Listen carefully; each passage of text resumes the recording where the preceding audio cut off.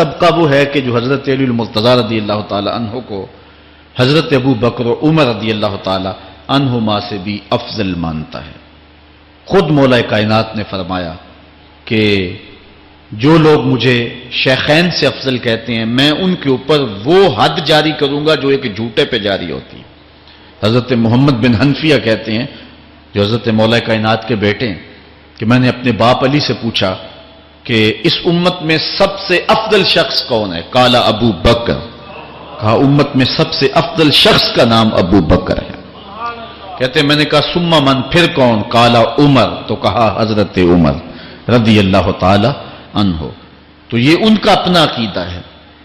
یہ کہا جاتا ہے کہ حضرت علی رضی اللہ تعالی عنہ کا حق غصب کر لیا گیا۔ حضرت علی خود فرماتے ہیں کہ اگر حضور نے میرے بارے خلافت کی وصیت کی ہوتی تو میرے پاس صرف ایک تلوار اور ایک چادر بھی ہوتی تو میں آخر دم تک لڑتا۔ شیر خدا ہو اور اللہ کا رسول وصیت کرے اور وہ چھپ کے بیٹھا رہے، یہ کیسے ہو سکتا ہے؟ تو یہ حفوات ہیں اور یہ اباطیل ہیں اور یہ جو ہیں وہ شر ہے جو معاشرے کے اندر پھیلی ہے۔ مخبر صادق نے پہلے خبر دی کچھ لوگ محبت میں گمراہ ہوں، وَمُبْغِضٌ يَحْمِلُهُ شَنَآنِ عَلَىٰ أَن يَبْهَتَنِ، اور کچھ لوگ جو ہیں وہ بغض میں برباد ہو جائیں۔ ایسے لوگ بھی تھا۔ اب یہ تشیع ہے جی فلاں، اس میں اہل بیت کی بات کسی نے کر دی، محبت کی، عقیدت کی، فضائل مناقب کی، اس کو شیعہ بنا دیا۔ کسی نے سیدنا صدیق اکبر اور خلفائے راشدین کی تعریف اور مناقب بہت بیان کر دیے، ذوق کی بات ہے، اس کو خارجی بنا دیا۔ یہ کیا طریقہ ہے؟ یہ چاروں ایک ہی گلدستے کے پھول ہیں، فرق نہیں ان چاروں میں۔ اب مجھ سے کسی نے پوچھا، ادھر انگلینڈ کی بات ہے، شاید اس دن سے کسی نے پوچھا کہ سیدنا صدیق اکبر اور یہ آپ کا عقیدہ ہم نے پتہ نہیں سنا مختلف ہے۔ میں نے کہا بابا مجھ سے ٹل جاؤ، مجھ سے ٹل جاؤ، باقی خیر، کیونکہ آپ کا فضیلت کا عقیدہ کیا؟ میں کہا میں کون ہوں عقیدے کا بانی؟ 1400 سال سے امت کا عقیدہ، عقیدت، محبت، محبوبیت میں جو مناقب ہوں زمین سے آسمان تک جس کے ہوں، مگر افضلیت کا عقیدہ سیدنا صدیق اکبر کا ہے، سیدنا فاروق اعظم، عثمان غنی، علی شیر خدا۔ افضلیت کے عقیدے میں کوئی فرق نہیں ہے۔ اب شاہ ولی اللہ محدث دہلوی فرماتے ہیں تنویر العینین میں، کہتے ہیں کہ میرا ذوق اور میری محبت تفضیل علی کی طرف جاتی، محبت اہل بیت اور محبت علی اور ان مناقب کی وجہ سے دل چاہتا ہے انہیں فضیلت دوں، مگر جو علماء کا اجماع ہے، اب اس میں بھی بحث کر دیتے ہیں، کسی نے کہا اجماع ہے، کسی نے کہا جمہور کا ہے۔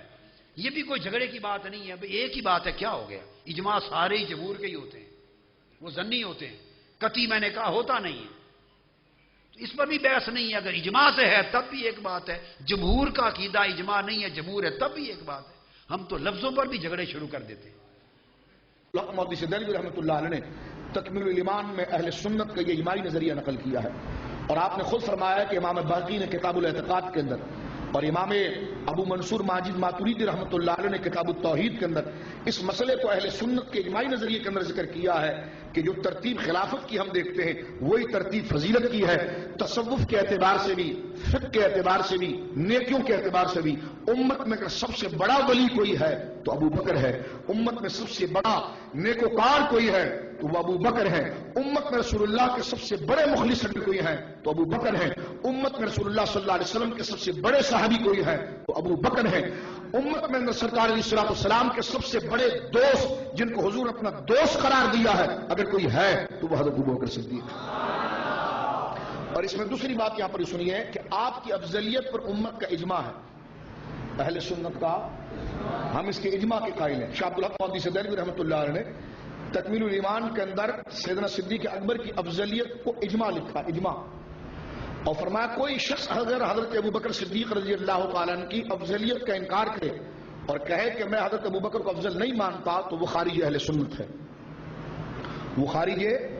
یہی بات حضرت مجد الحسانی رحمۃ اللہ علیہ نے مکتوبہ شریف میں لکھی ہے، ٹھیک ہے، اور یہی بات پھر محلی شاہ صاحب رضی اللہ تعالیٰ کی کتابوں میں بھی ہے۔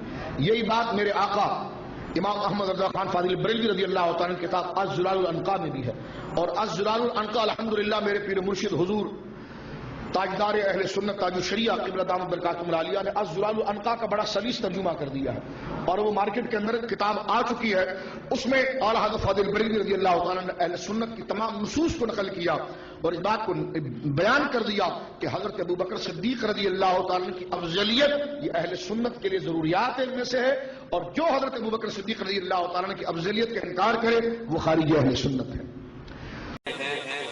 میں بڑے معذرت کے ساتھ پھر میں عرض کروں گا کہ مجھے معاذ اللہ کسی کی تنقید وہ مقصد نہیں ہے کہ میں رسول اللہ کے کسی صحابی کی تنقید کروں یا ان کا کوئی مرتبہ کم کروں، ایسی بات نہیں ہے۔ بہرحال صحابہ میں فرق ہے، تلک الرسل فضلنا بعضهم علی بعض، اللہ نے رسولوں کو بعض رسولوں پر بھی فضیلت دی، اسی طرح اگر رسولوں کو فضیلت دے سکتا ہے کہ وہ صحابہ کو فضیلت دے دی، صحابہ پر کئی لوگ جو ہیں وہ افضل ہیں۔ تو اب یہ جو ہے کہ یہ معیار جو ہم نے رکھا ہوا ہے، ہم یہ نہیں کہتے، ہم فیصلہ کرنے والے کون ہیں کہ کون افضل ہے، یہ تو اللہ جانتا ہے کون افضل ہے، اللہ کے ہاں کون افضل ہے یہ تو اللہ جانتا ہے، لیکن ہمارے پاس ایسے لوگ جو اس پر ضد کرتے ہیں، تو ایک شخص نے اسی طرح ضد کی کہ نہیں جناب پہلا جو ہے وہ اول ہے، وہ افضل ہے اور جو ترتیب کے مطابق ہے۔ ابوبکر صدیق کہ جن کی شان میں مکے میں بھی آیتیں اتری، مدینے میں بھی آیتیں اتری، اگر حضور کی شان میں والضحیٰ والی صورت اتری ہے تو ابوبکر کی شان میں واللیل والی صورت اتری ہے۔ سورۃ اللیل کیا سمجھ آ رہی ہے؟ سورۃ اللیل کس کی شان میں اتری ہے؟ بولو۔ اور اس میں بھی کوئی دوسری رائے نہیں ہے کہ میرے نبی کی امت کا افضل ترین بندہ ابوبکر صدیق ہے، یہ میرا دعویٰ خشک دعویٰ نہیں۔ شہید کر دیا گیا۔ اقبال قلندر لاہوری کہتا ہے کہ اے کہ نشناسی خفیرہ از جلی ہوشیار باش، اے گرفتار ابو بکر و علی ہوشیار باش۔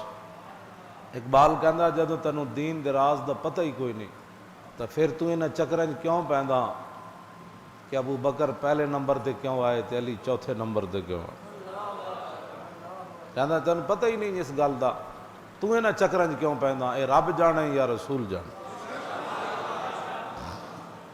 کہندا ہوشیار باش، کہندا خیال کریں مولا علی جنہ پیچھے نماز پڑھ لئی، تو انہاں دے بارے گل کر دیتی تے پھر تو علی نو منہ کیویں کھانا۔ اس واسطے اہل سنت کا ہے بیڑا پار، اصحاب حضور نجم ہے اور نو ہے عطرت رسول اللہ، اور اعلیٰ حضرت بریلوی چاروں خلفاء